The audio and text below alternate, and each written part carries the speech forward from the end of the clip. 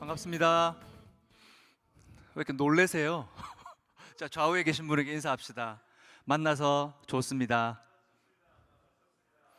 네, 서로 싸운 건 아니죠? 네, 다시 한번 만나서 좋습니다. 서로 좋아해야 돼요. 네, 오늘 여러분들 예배드리러 오셨는데 날씨가 자꾸 더워지고 그리고 여러분들 몸을 움직이는데도 많이 힘드실 거예요.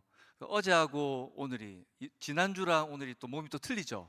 컨디션이 그만큼 늙어가는 거예요. 늙어가는 거니까 몸 관리 잘 하시고, 예.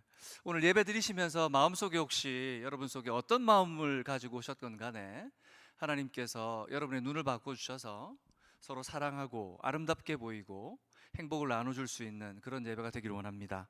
오늘 하나님께 주신 말씀은 로마서 12장 3절에서 8절까지 말씀이에요. 로마서 12장 3절에서 8절까지 말씀. 성경을 가지고 계신 분들은 신약 257면에 있고, 앱을 가지고 계시는 분들은 빨리 피셔서 우리 같이 한번 함께 교독하겠습니다. 제가 3절을 읽고 여러분이 다음 절을 읽고 그렇게 돌아가면서 읽을게요. 제가 3절을 읽습니다. 내게 주신 은혜로 말미암아 너희 각 사람에게 말하노니 마땅히 생각할 그 이상의 생각을 품지 말고 오직 하나님께서 각 사람에게 나누어 주신 믿음의 분량대로 지혜롭게 생각하라. 우리가 한 몸에 많은 지체를 가졌으나 모든 지체가 같은 기능을 가진 것이 아니니 이와 같이 우리 많은 사람이 그리스도 안에서 한 몸이 되어 서로 지체가 되었느니라. 우리에게 주신 은혜로 받은 은사가 각각 다르니 혹 예언이면 믿음의 분수대로, 혹 섬기는 일이면 섬기는 일로, 혹 가르치는 자면 가르치는 일로, 혹 위로하는 자면 구제하는 자는 성실함으로, 다스리는 자는 부지런함으로, 긍휼을 베푸는 자는 즐거움으로 할 것이니라. 아멘. 예, 여러분 몇 주 되었지만 제가 지난번 약속드린 대로 하나님을 사랑한다면 이라는 제목으로 한번 말씀을 나눴어요. 그때 제가 여러분에게 말씀을 나누면서 도전을 줬던 것은 우리가 하나님의 사랑으로 놀라운 은혜를 입어서 구원을 받은 사람이라면 세상 어떤 것으로도 비교하고 어디에서 말하는 논리로도 설명할 수 없는 그 하나님의 사랑으로 구원을 받았다면 당연히 하나님을 사랑해야 될 텐데, 그 하나님을 사랑한다는 것은 먼저 일상이 예배가 되는 삶으로 나타난다고 말씀드렸어요. 특별한 걸 하려고, 특별한 걸 준비하려고 하는 것이 아니라 내 일상이 예배가 되는 사람, 매일의 삶과 내가 일하고 공부하고 먹고 마시는 일이 예배가 되는 사람, 주님을 너무 사랑해서 그것조차 주님을 높여드리고 싶은 사람, 그것이 바로 주님을 사랑하는 모습이라고 말씀드렸어요. 두 번째는 한눈 팔지 않고 오직 한 길만 걸어가는 삶. 주님을 사랑한다면 주님을 짝사랑하게 하지 않고 주님이 나를 사랑하시듯 우리도 주님을 바라보고 한 길만 가는 삶, 그것이 하나님을 사랑한다면 구원받은 사람에게 나타나는 삶의 모습이라고 함께 나눴었어요. 오늘은 이 모든 일이 중요하지만 만약 여러분이 이 삶을 나 혼자 걸어가야 하는 삶이라면 얼마나 힘들겠어요. 나 혼자 이 일을 다 감당해야 되고 내가 다 이루어내야 된다고 생각하면 단 주일 하루 예배 드리는 것도 힘든 사람이, 또는 한 달 동안 큐티하는 것도 힘든 사람이, 1년 동안 성경 읽독하는 것도 힘든 사람이 이걸 10년, 20년 동안 한다는 건 거의 불가능한 일이죠. 그래서 하나님께서 이 모든 것을 아셨어요. 하나님께서 우리를 너무 잘 아시기에 홀로 두는 것을 기뻐하지 않으셨어요. 아담을 창조하셨을 때에 아담 혼자 독차하는 것이 좋지 않아서 하나님께서는 그 갈빗대를 취하셔서 하와라는 짝을 지어주셨어요. 그래서 그 배필을 만드시고 둘이 함께 있게 하셨어요. 아브라함을 부르셨을 때에 갈대아 우르에서 아브라함 한 사람을 불렀지만 하나님께서는 그에게 약속을 허락하셨어요. 너에게 바다 모래알보다 하늘의 별보다 더 많은 너의 자손들을 줄 것이다. 하나님은 절대 홀로 있게 하지 않으셨어요. 그리고 하나님 바로 그분이 홀로 계신 분이 아니셨어요. 하나님의 존재 방법 자체가 삼위일체로 존재하세요. 성부 하나님, 성자 예수님, 성령님, 서로 교제하시면서 하나 되어 하나님의 영광을 드러내세요. 그래서 하나님께서는 교회도 홀로 존재하거나 홀로 있지 않으셨어요. 여러분, 교회 와서 막 신앙생활 하면 그런 생각이 들어요. 아우, 그냥 나는 사람 안 보고, 저 형제 안 보고, 저 자매 안 보고, 그냥 난 하나님만 보고 교회 다닐래. 아우, 짜증나. 얼굴만 봐도, 난 안 봤으면 좋겠어. 신방에서 무슨 이야기를 나누면 저는요, 교회 갈 때 하나님만 바라보고 가요. 그 형제 그 자매는 뭔가 이상이 있는 형제 자매예요. 교회는 하나님만 바라보고 올 수 없어요. 왜냐하면 하나님께서 우리 자체를 홀로 살 수 없는 존재로 만드셨기 때문이에요. 그래서 하나님께서 교회를 두셨어요. 교회를 두시고 교회가 하나 되어서 함께 지어져 가는 공동체로 우리에게 허락해 주셨어요. 오늘 여러분이 하나님을 사랑한다면 우리 희지 공동체가 홀로 존재하는 공동체가 아니라 함께 지어져 가는 공동체가 되기를 주님의 이름으로 축복합니다. 아멘. 여러분이 정말 하나님을 사랑한다면 오늘 함께 드리면서 여러분이 들어야 될 이 메시지가 여러분이 지금부터 희지 공동체를 세워야 하는 사명이 되어야 해요. 그럼 그것이 뭘까요? 그 방법을 우리 몇 가지로 한번 나눠서 살펴보려고 합니다. 먼저 3절에 보면 이렇게 기록되어 있어요. 우리 3절 다시 한 번만 읽어볼까요? 시작. 내게 주신 은혜로 말미암아 너희 각 사람에게 말하노니 마땅히 생각할 그 이상의 생각을 품지 말고 오직 하나님께서 각 사람에게 나누어 주신 믿음의 분량대로 지혜롭게 생각하라. 첫 번째, 어떻게 하면 함께 지어져 가는 공동체가 될 수 있을까요? 믿음의 기준을 세우는 공동체가 되어야 합니다. 믿음의 기준을 세우는 공동체. 여러분, 어디나 어떤 일이나 기준을 세운다는 것은 너무나 중요해요. 기준을 세우면 시간과 에너지를 효과적으로 사용할 수 있어요. 그리고 불평과 오해를 잠재우고 서로를 이해할 수 있는 보호막을 만들어줘요. 어떨 때는 기준을 세우지 않아서 어떤 일을 했는데, 사역을 했어요. 모두가 잘 되자고 한 일이에요. 그런데 아무도 이 일을 어떻게 해야 될지 말해주지 않았어요. 그래서 A라는 친구는 난 이렇게 했어요. B라는 친구는 자기 열심대로 다른 일들을 막 열심히 했어요. 그런데 나중에 모여서 이야기를 하다 보니까 서로의 마음이 틀어져 있어요. 왜요? 기준이 없었어요. 군대를 가면 제일 먼저 배우는 게 제시훈련이라는 거예요. 앞으로 가, 좌우양우, 그리고 뒤로 가, 뒤로 돌아가, 이런 훈련을 해요. 근데 그걸 하기 전에 제일 먼저 모두가 운동장, 연병장이라고 그러죠. 운동장에 모일 때 뭘 제일 잘해야 되냐면 기준을 잘해야 돼요. 야, 너 기준! 그러면 그 사람이 오른손을 높이 들면서 기준! 하고 이야기해야 다른 사람들이 그 사람 옆으로 쫙 모여요. 3열 종대로 모여! 그러면 또 너 기준! 그럼 기준! 그러면 예를 들면 이쪽에 있는 저기 끝 제일 앞에 있는 우리 지금 미모에 신경 쓰고 있는 자매에게 기준! 그러면 이 자매를 기준으로 3열로 모여. 그러면 다 흩어져 있다가 이 자매 뒤로 3열로 쫙 서야 돼요. 그러고 있다가 제가 저기 피아노 치고 있는 자매에게 여기가 기준! 그러면 여기로 다 모여야 돼요. 이게 별것도 아닌 것 같지만 기준이 어떠냐에 따라서 모든 사람의 행동과 그 사람의 삶의 방식이 결정된다는 거예요. 그래서 기준은 정말 중요해요. 오늘 성경에 보면 너희 각 사람에게 말하노니 마땅히 생각할 그 이상의 생각을 품지 말고, 이게 무슨 말이냐면, 잘 보세요. 너희 각 사람, 전체에게 말하는 게 아니라 각 사람에게 말하는데 마땅히 생각할 그 이상을 품지 말라. 근데 사람은요, 가만 놔둬 놓으면 내가 그 이상의 생각을 자꾸 해요. 저 형제가 나한테 말한 그 말은 그냥 잘해보자고 한 말인데 그걸 자꾸 이성관계로 생각하고 나를 좋아하나 봐? 나를 생각하나 봐? 사람은 그 이상을 자꾸 생각해요. 그냥 잠시 만나서 그냥 선배가 후배에게 그냥 너 요즘 힘들어 보이는데 잠시 만날까? 나를 생각하나? 왜 이렇게 작업을 걸지? 이상하게 생각을 자꾸 펼쳐나가요.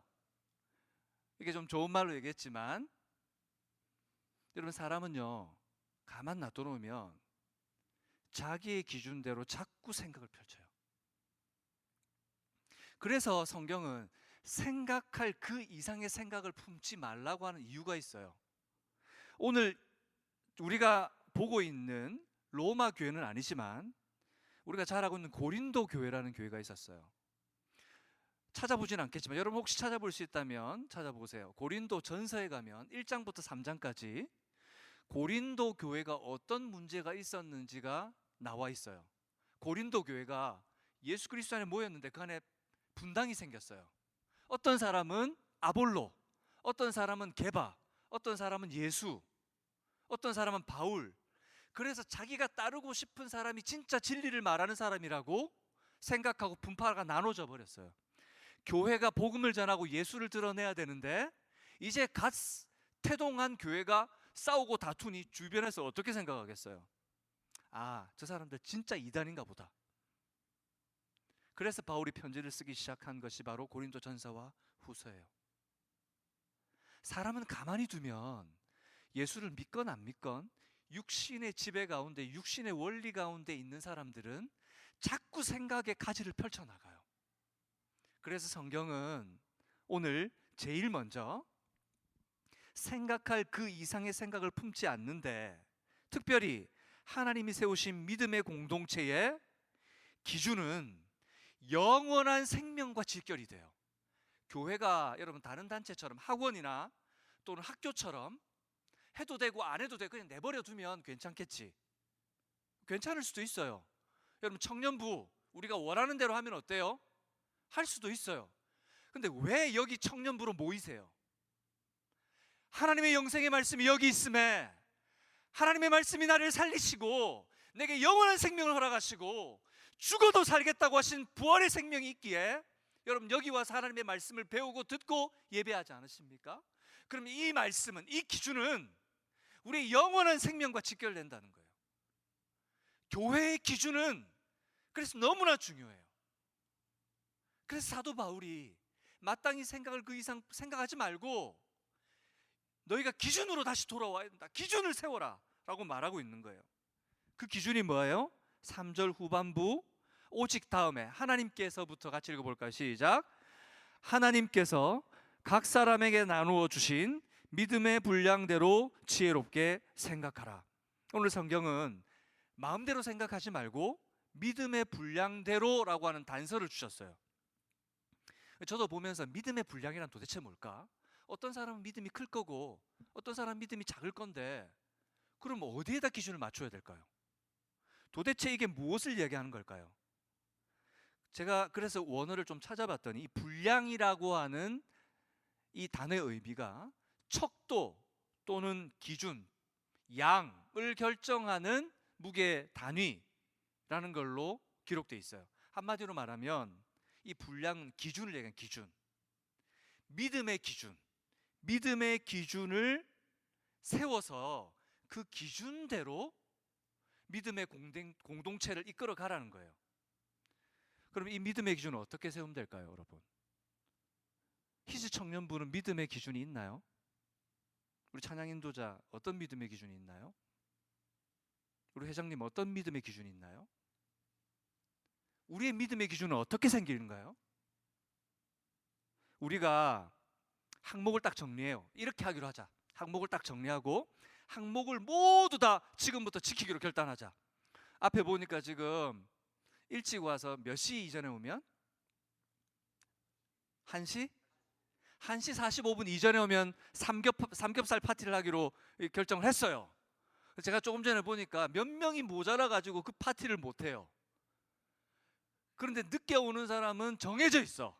보통 보면 어느 교회나. 근데 그 1분, 2분을 앞당기기가 너무 힘들어. 근데 만약에 그분들에게 좀 빨리 오세요, 왜 이렇게 늦게 오세요, 그렇게 얘기하면 기분 나빠요. 시험 들어서 교회 안 와요. 내가 예배를 안 오는 것도 아니고 교회를 삼겹살을 먹자고 오는 것도 아니고 예배를 드린다는데 왜? 나 예배 시간에 와서 찬양도 하고 말씀도 듣고 내 나름대로 신앙생활을 하고 있는데 라고 생각할 수 있단 말이죠. 자기의 기준이 다 있어요. 근데 믿음의 분량, 믿음의 기준 그렇게 결단했다고 치잔 말이죠. 45분까지 왔어요, 예를 들어서. 그럼 그 사람들이 기분 좋게 예배 드리겠어요? 에이씨, 다른 게 없나? 참여할 수 있어요. 그래도 열심히 참여하고 노력하고 훈련받아서 바뀌어질 수는 있어요. 그러면 그것이 믿음의 기준일 수 있을까요? 그것이 믿음의 기준일 수 있을까요? 도대체 믿음의 기준은 뭘까요? 그걸 알기 위해서 믿음이 무엇인가를 알아야 해요. 믿음. 에베소서 2장 8절에 보면 믿음을 이렇게 정해놓고 있어요. 2장 8절을 한번 앱으로 한번 찾아보시겠어요? 빨리. 에베소서 2장 8절. 휴대폰을 손에서 놓지 마세요. 자꾸 딱 계시다가 자 열시고 에베소서 2장 8절 다 같이 읽겠습니다. 준비 시작. 너희는 그 은혜에 의하여 믿음으로 말미암아 구원을 받았으니 이것은 너희에게서 난 것이 아니요 하나님의 선물이라. 여기 보면 그 은혜에 의하여 믿음으로 구원을 받았으니, 많은 분들이 구원이 바로 선물이다라고 표현을 해요. 근데 그것은 다른 성경에 이미 그것을 설명해 놓고 있지만, 여기서 진짜 핵심 주제는 뭐냐면 믿음이에요. 믿음이 뭐냐? 믿음은 하나님의 선물이라는 거예요. 여러분 여쭤볼게요. 선물은 어떤 게 선물이에요? 예를 들어서 어떤 친구가 나한테 선물을 해줬어요. 우리 정화 형제에게 제가 너무 감사해서 정화 형제에게 제가 정말 값비싼 선물을 하나 해줬어요. 근데 정화 형제가 저한테 선물을 받고 나서 어떻게 하냐면, 목사님 감사합니다. 어떻게 해야 될까요? 제가 가진 게 없어서 제가 수표를 하나 끊어드리겠습니다. 해가지고 탁 끊어서 줬어요 저한테. 그 선물이 될까요? 안 될까요? 왜 안 되죠? 값을 지불했기 때문이에요. 값을 지불한 것은 선물이 아니에요. 값 없이 받는 것, 주는 사람이 원해서 주는 것, 그것이 선물이에요. 하나님께서 믿음을 우리에게 값 없이 하나님께서 원하셔서 하나님께서 사랑하는 사람에게 주셨어요. 그것이 믿음이에요. 믿음은 그래서 우리에게 있지 않아요. 우리에게 있지 않아요. 그래서 많은 분들이 어떻게 하냐면, 믿음이 없고 예배에 와도 즐겁지 않고 찬양을 들어도 기쁘지 않는데 어느 날 말씀이 들리고 찬양이 기뻐지고 기도도 하고 싶어져요. 그러면서 뭐라냐면 나한테 믿음이 생겼어요. 무슨 말이에요 그 말이?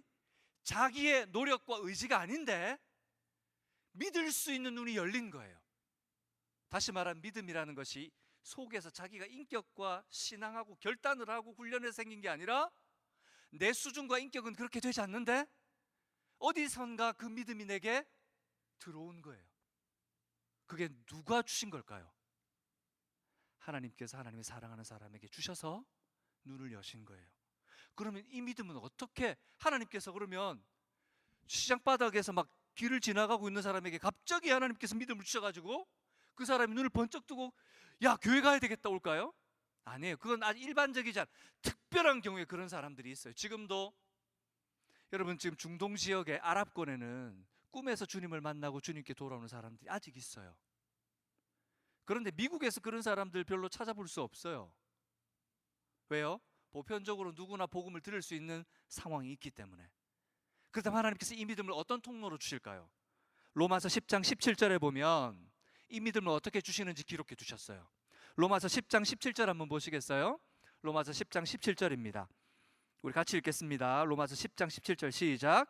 그러므로 믿음은 들음에서 나며 들음은 그리스도의 말씀으로 말미암았느니라.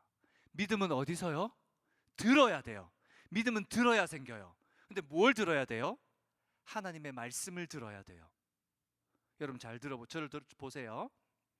이 듣는다는 것은 와서 앉아 있는 거 얘기하는 거 아니에요. mp3로 또는 휴대폰으로 하나님의 말씀에 앱을 깔아놓고 틀어놓고 딴 일 하면서 그러다가 내가 취사 선택해서 필요한 것만 듣는 거 얘기하는 것 아니에요. 이 들음은 내가 마음과 중심과 전심을 다하여서 하나님의 말씀을 내 것으로 받아들이는 걸 이야기하는 거예요. 여러분 정말 말씀을 듣고 계신가요? 하나님의 말씀을 내 것으로 전심을 다해서 듣고 계신가요? 하나님의 말씀을 온전히 들을 때 하나님께서 우리에게 믿음을 주세요. 그리고 그 믿음을 얻은 자들이 더 성장하게 하시는데, 그 통로 또한 믿음의 성장은 말씀이에요. 말씀을 통해서 성장하고 그 믿음이 더 넓어지고, 그 넓어진 믿음을 통해서 하나님 더 큰 은혜를 부어주시는 거예요. 오늘 여러분에게 그 믿음의 역사가 있기를 주님의 이름으로 축복합니다. 아멘. 하나님께서 이 믿음을 주시는 수단이 바로 하나님의 말씀이라고 말씀하시는 거죠. 그리고 믿음을 주시는 분은 하나님밖에 없습니다.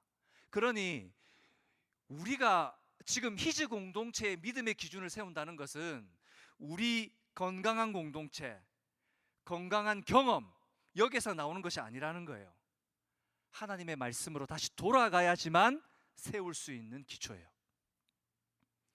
여러분, 히즈 공동체가 저는 부흥하길 바랍니다. 아멘. 히즈 공동체가 날마다 예배마다 성령에 만지시고 치료하시고, 여러분이 예배드리러 왔는데 성령께서 만지셔서 여러분의 쌓인 문제들과 여러분이 가진 기도의 제목들을 하나님께서 속 시원하게 풀어주시는 은혜가 있기를 주님의 이름으로 축복합니다. 그러려면 말씀으로 돌아가셔야 돼요. 특별히 리더들에게 부탁드립니다. 더 하나님의 말씀에 집중하셔야 됩니다. 그리고 하나님 앞에서 믿음의 기준을 세울 수 있도록 우리의 눈을 열어달라고 기도하셔야 합니다. 그래야 하나님께서 원하시는 한몸된 공동체, 하나된 공동체의 꿈을 이루어 드릴 수가 있습니다. 여러분이 그런 믿음의 기준을 세울 수 있는 말씀 중심의 교회가 되기를, 말씀 중심의 공동체가 되기를 주님의 이름으로 축복합니다. 두 번째, 믿음의 공동체를 어떻게 세워갈 수 있을까요? 하나된 공동체로 다양성을 인정하고 하나됨을 이루는 공동체가 될 때예요. 다양성을 인정하고 하나됨을 이루는 공동체. 제가 좀 다른 말로 바꿔봤어요. 다름이라는 것을 품어주고, 서로 다름을 품어주고 함께 손잡은 공동체. 오늘 교회가 믿음의 기준을 가지고 있지만 공동체 안에 모두가 한결같지가 않아요. 여러분 주위에 있는 분들 보세요. 어떤 분들은 정말 열심히 교회를 섬겨요. 히즈 공동체를 아마 몸 바쳐 섬기는 분들이 있을 거예요. 아, 저 형제는, 저 자매는 다른 일 하지도 않나? 저렇게 하면 일상생활이 되나? 그런 사람도 있을 거예요. 어떤 형제들은 보면 그분이 교회를 왔다가 가는지, 아니면 정말 우리 교회에 있는 건지 바람과 같은 분들이, 성령 같은 분들이 있어요. 바람처럼 왔다가 바람처럼 사라지는 분들이 있어요. 왔다가 간 건 아는데 그분을 본 적은 없어요. 여러분, 우리 안에 여러분들이 있어요. 그래서 오늘 4절에 보면 이렇게 기록하고 있습니다. 우리 4절 다 같이 읽어볼까요? 시작. 우리가 한 몸에 많은 지체를 가졌으나 모든 지체가 같은 기능을 가진 것이 아니니. 우리가 한 몸에 많은 지체를 가졌다라고 성경은 이야기해요. 바울은 교회를 설명할 때 어떻게 설명하냐면 독특한 방법인데, 몸이라고 설명해요. 몸. 교회는 몸이다. 근데 몸뚱아리 하나만 있는 것이 아니라 몸에는 여러 지체들, 각 기관들이 다 붙어서 이 몸이라는 것들을 이룬다는 거죠. 그런데 여러분 몸 건강하세요? 어떠세요? 조금 전에 한 자매와 얘기를 나눴는데 교회 오는 것도 힘들다고 지금 서로 쳐다보지 마세요. 그분 누군지 알게 되잖아요. 여러분 몸 어떠세요? 건강하세요? 관리 잘 되세요? 여러분 피부는 좀 어떠세요? 여러분 몸무게는 좀 어떠신가요? 좀 빼야 되지 않나요? 핏이 좀 살아있나요? 시간이 지나면 갈수록 자꾸 내가 하지 않는 대로 못된 놈이 자꾸 튀어나오고, 그죠? 어떠세요? 나이에 따른 피부 노화, 이건 숨길 수가 없어요. 내 나이를 숨기고 싶은데 이 피부가, 이 나쁜 놈이, 그죠? 어떠세요? 작은 위험에도 쉽게 상하는 몸을 봐요. 옛날에는 안 그랬는데 요즘은 좀 뛰면 무릎이 아픈다든지, 그죠? 조금만 하루만 밤샜는데 이제는 막 피곤해, 그죠? 이런 일들이 벌어진다는 거예요. 왜 이 말을 드리냐면 우리는 내 몸인데도 참 관리하기 힘들어요. 그리고 몸에 만족이 없어요. 자기 몸에 만족을 가지고 있는 사람이 몇이나 될까요?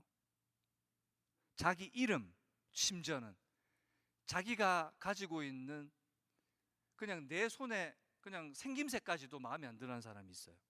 왜 그럴까요? 우리의 몸은 너무 다양하고 우리의 생각보다 더 오묘하기 때문이에요. 그래서 우리가 생각하지 못한 기능과 부분들이 다 나누어져 있어요. 그처럼 교회도 우리가 생각하지 못한 형편과 사정이 있는 수많은 지체들이 존재한다는 거예요. 그런데 우리는 어떻게 생각하냐면, 쟤는 왜 저래? 쟤 때문에 일이 안 돼. 쟤만 없으면 되는데. 너무 쟤는 그런 거 아니야? 저 형제는, 저 오빠는, 저 언니는 굳이 왜 그런 것까지 강요해? 서로가 서로의 다양함을 인정하지 않고 어떻게 생각하냐면, 서로가 부담 주고 푸시하고, 내 기준에 맞춰서 저 사람은 너무 강요하고, 내 기준에 맞춰 볼 때 저 사람은 너무 불성실하다고 생각하는 거예요. 그런데 교회는 서로를 그렇게 생각해야 될 공동체가 아니라고요. 그런 군대 같은 공동체, 학교 같은 공동체가 아니에요. 고린도전서 12장에 보면, 그래 좀 더 자세히 설명해놨는데 여러분 죄송하지만 고린도전서 12장을 한번 펴보시겠어요? 12장 18절이에요. 고린도전서 12장 18절. 고린도전서 12장 18절부터 우리 같이 한번 봤으면 좋겠어요. 이 모습을 좀 재미있게 표현해놨어요. 이렇게 싸우고 다투고 서로를 인정하지 않는 부분을 설명해놨는데 우리 한번 같이 봤으면 좋겠습니다. 고린도전서 12장 18절이에요. 제가 먼저 18절을 읽을게요. 그러나 이제 하나님이 그 원하시는 대로 지체를 각각 몸에 두셨으니 19절 형제들만 시작. 만일 지체들이 나는 몸 하기 싫어, 나는 몸 저 일이 너무 부담스러워, 나는 지체할래, 그러면 도대체 몸이 어디냐는 거예요. 생각해 보세요. 우리 몸이 전부 다 눈이라고 생각해 보세요. 얼마나 징그럽겠어. 우리 몸이 모두 다 코예요, 코. 그게 뭐야 그게? 그죠? 그리고 20절 우리 자매들만 시작. 이 몸이 구성되는 것은 몸은 하나지만 지체는 많다는 거예요. 이게 정상적이라는 거예요. 이해가 가셔요? 여러분, 지체가 많은 것이 정상이에요. 따라합시다. 우리 교회는, 희즈 공동체는 다양한 것이 정상입니다. 여러분, 이게 정상이라니까요. 이상한 게 아니에요. 빨리 오는 사람이 있는데 늦게 오는 사람도 있어요. 이게 정상이에요. 정말 모두가 같은 시간에 다 와요. 그럼 정상 아니에요. 그 로봇들이에요 다. 이 정상인 공동체가, 이게 그렇게 이단 집단이에요. 이단 집단. 그러면 이게 다양한 것이 정상이라고요. 계속 읽어볼까요? 21절 제가 읽을게요. 눈이 손들어 내가 너를 쓸데없다 하거나, 또한 머리가 발들어 내가 너를 쓸데없다 하지 못하리라. 눈이 손에게 얘기해요. 눈이 내가 보니까 너 하는 짓이 매일 나쁜 짓 하고, 기도해라 그러는데 딴짓 하고, 다른 데 손이 가고 다른 사람 해를 끼치는 너 필요 없다, 너 손 제발 내 몸에서 떨어져 나가 라고 해서 손이 필요 없다고 하지 못한다는 거예요. 왜? 눈이 아무리 본다고 하더라도 그 본 것을 짚고 움직이려면 손의 기능이 있어야 해요. 또 뭐라 그래요? 손이 뭐라 그래요? 머리가 발더러 내가 너를 쓸데없다. 머리가 발 보고 얘기해요. 우리 회장님이 저기 늦게 오는 사람에게 너 가, 너 필요 없어 우리 교회 공동체에. 네가 자꾸 그러니까 지금 우리 공동체가 이렇게 되잖아 라고 말할 수 없다는 거예요. 왜요? 그 발은 발로 존재하는 것 자체로 그 기능이 있기 때문이에요. 이해가 가세요? 그 머리는 어떻게 해야 될까요? 손은, 눈은 뭘 해야 되는 걸까요? 22절 형제들 읽어보겠습니다. 시작. 그뿐 아니라, 잠시만, 여기 형제들이 몇 분 안 계시는 것 같아서 형제들 한번 손 한번 들어보시기 바랍니다. 형제들만 읽습니다. 시작.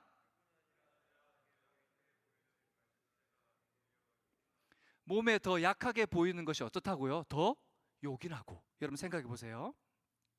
우리 몸에 별로 하찮게 생각하지 않는 부분들이 있어요. 여러분, 배꼽, 여러분 굉장히 중요하게 생각해요. 생각 안 하잖아요. 근데 배꼽이 막혔거나 없다고 생각해 보세요. 왜 그렇게 웃으세요? 몸을 설명드리는데, 예를 들면 우리 몸에 내가 뭐라고 생각하지 못하겠지만 진짜 우리가 생각하지 못하는 거 한번 생각해 보세요. 여러분 머리로. 근데 그 지체가 없어지면 어떻게 될까요? 몸의 기능이. 제가 한 번은 와사풍이라고 하죠. 안면 근육 마비예요. 이 반이 안면 근육 마비로, 제가 교회 찬양 인도할 때인데 안면 근육 마비로 6개월 정도 못 쓸 때가 있었어요. 스트레스 때문에. 그런데 어떤 일이 벌어지냐면 그 전까지는 몰랐어요. 제가 얼마나 이 안면 근육이 중요한지. 근데 안면 근육이 마비되는 순간 입을 열거나 눈을 깜빡이거나 또는 우리가 부드럽게 이렇게 뺨을 유지하는 게 불가능해져요. 몸이 이게 굳어지고 입은 점점 벌어지고 벌어진 입으로 먹었던 음식들이 흘러내리고 눈은 충혈되고 잠들기도 힘들고 사람들과 대면하는 것도 힘들어서 사람 기피가 생기고 아무것도 아닌 근육이지만 이것이 사라지는 순간 우리 몸은 그 기능을 하지 못한다는 거예요. 그래서 더 약하게 보이는 몸의 지체가 더 욕이 난다는 사실을 알게 돼요. 약하게 보이고 별것 아닌 것 같은데, 예를 들면 우리 모두가 다 강한데 약한 그 지체 때문에 우리가 기도하게 돼요. 그 지체 때문에 더 주님 앞에 간절히 구하게 돼요. 그렇다고 해서 다 약해지라는 말은 아니에요. 아시죠? 우리 자매들만 계속해서 24절 읽어볼까요? 시작. 자매가 지금 더 많습니다. 24절 시작.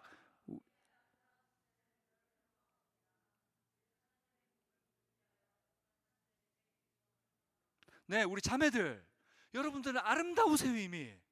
아멘. 아멘 한 사람 몇 명 없는 거 보니까 여러분들 더 많이 꾸밀 필요가 없어요. 충분히 아름다우세요. 아멘. 그러니까 주일날 아름답게 꾸민다고 교회에 지각하지 마세요.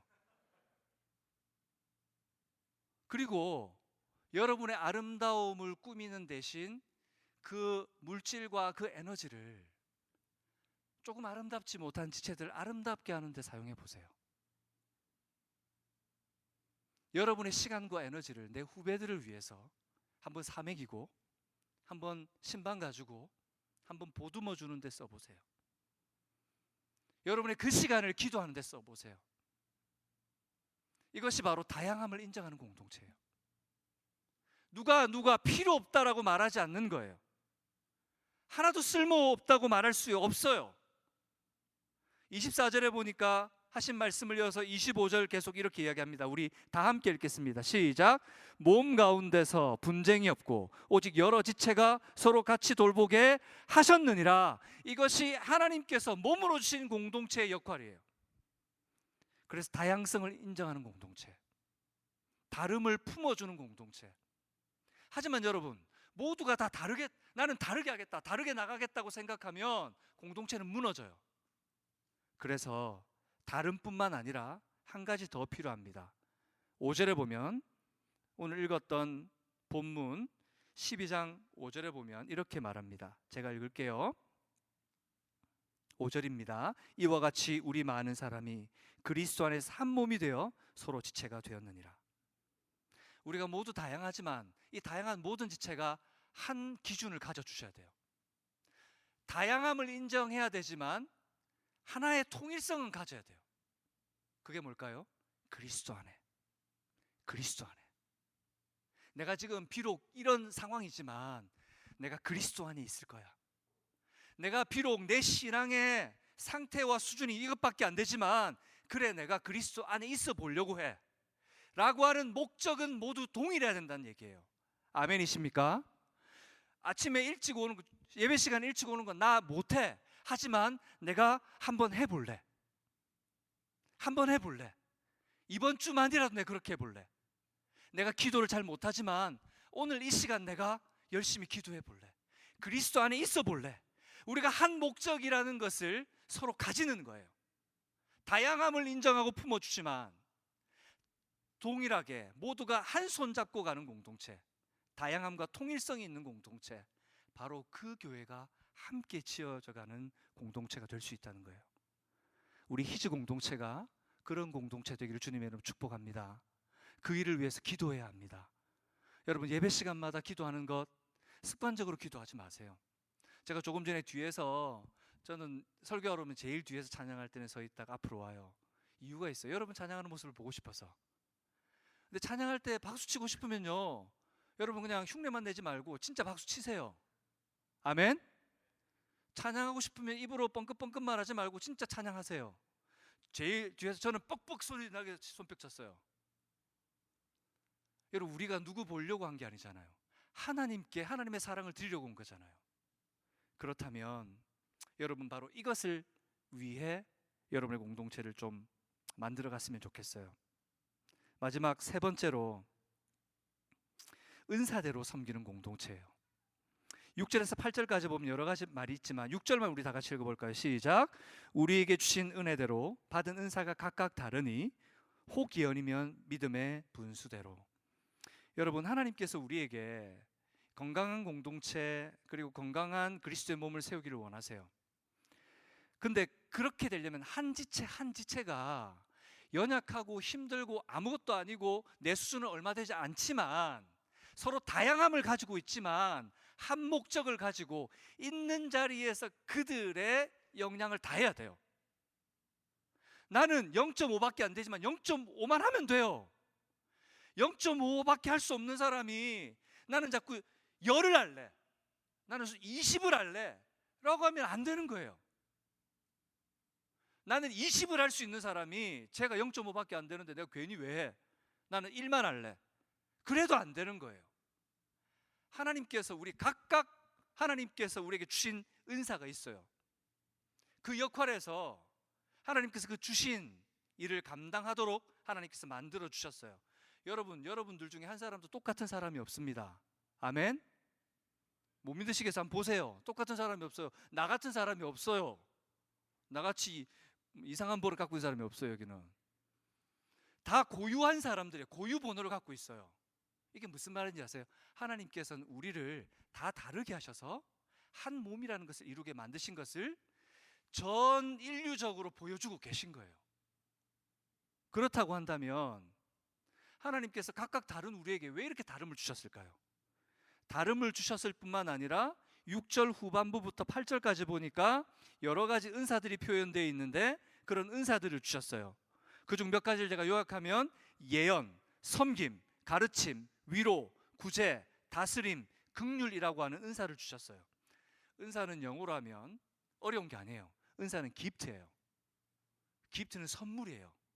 제가 첫 번에도 설명드렸지만 선물은 누가 주는 거예요? 선물을 주는 사람이 누구에게 줄까요? 주고 싶은 사람한테. 근데 값이 있어요, 없어요? 없어요.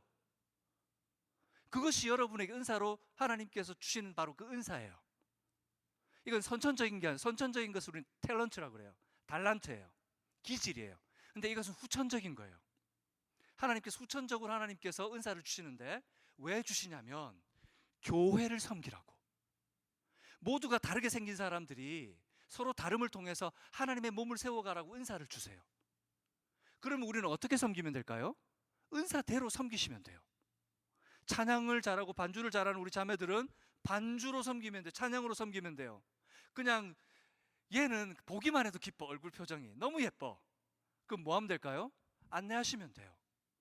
얘는 뭐만 시키면 분석하고 따지고 걔가 있어 힘들어.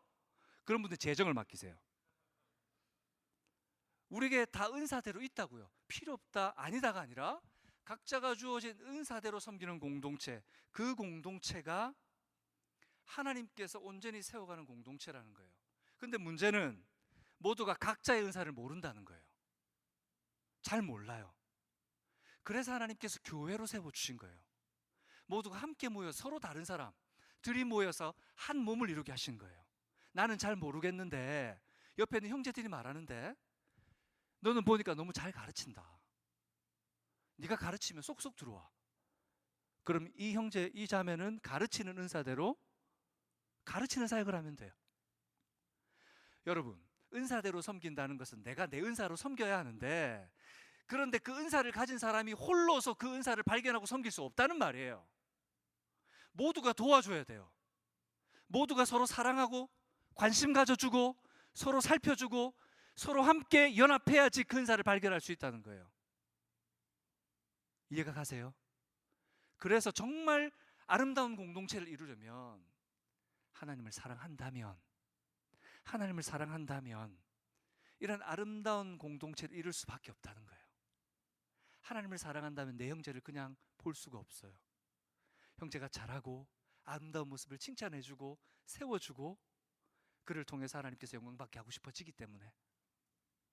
오늘 사랑하는 여러분과 세 가지를 나눴습니다. 하나님께서 사랑하는 구원의 감격이 있는 사람은 일상이 예배가 되며 오직 한 길 가는 사람인데, 자기의 길만을 그렇게 가는 것이 아니라 내가 있는 몸된 공동체를 위해서 사랑으로 섬기고 함께 자라는 공동체, 그 공동체를 만들어가는 거예요. 그러려면 첫 번째 어떻게 해야 된다고요? 어떻게 해야 된다고요? 믿음의 기준을 세우는 공동체가 돼야 돼요. 두 번째, 다양함을 인정하고 통일성이 있는 공동체가 돼야 돼요. 다름을 품어주고 한 손 잡고 가는 공동체. 마지막 세 번째, 은사대로 섬기는 공동체가 돼야 돼요. 그러려면 서로 붙들어주고 서로 사랑해주고 서로 관심 가져주고 서로 기도해줘야 돼요. 미국 우리 샌프란시스코 쪽에 가면, 저 위쪽으로 가면 세코야, 킹스 캐년 저쪽으로 가면 정말 큰 나무가 있죠. 레드우드라는 나무예요. 보통 100m까지 자라는데, 이렇게 큰 나무가 수분을 도대체 얼마나 빨아들여야 그 나무가 자랄 수 있을까요? 조그만 나무가 물 져서 자란다면. 근데 이 나무는 그렇게 수분이 없는 땅 같은데도 엄청나게 자라요. 알고 보니까 태평양에서부터 불어오는 수분을 꼭대기에 있는 잎사귀들이 흡수해서 자란대요. 독특하죠? 그런데 이 나무의 뿌리를 보니까 뿌리가 겨우 1, 2m밖에 안 돼요. 그 큰 나무가 1, 2m의 뿌리를 내리고 살 수가 없어요. 하다못해 우리 집에 깻잎을 심었어요. 깻잎을 뽑아보니까 그 뿌리가 밑에 거의 1m까지 자라 있어요.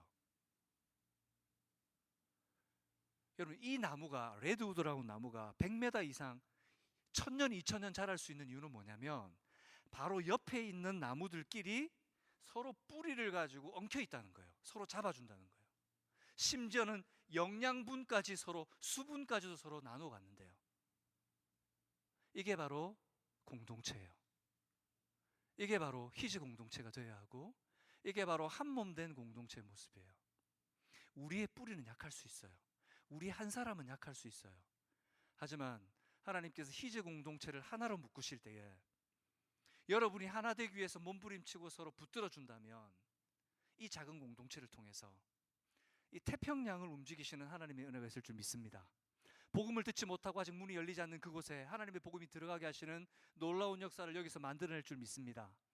하나님께서 이 부흥이 인랜드 지역에 있는 히스패닉들에게 복음을 전하는 큰 관문으로 사용할 수 있을지도 누가 알겠습니까? 저는 바로 희지 공동체가 그런 아름다운 공동체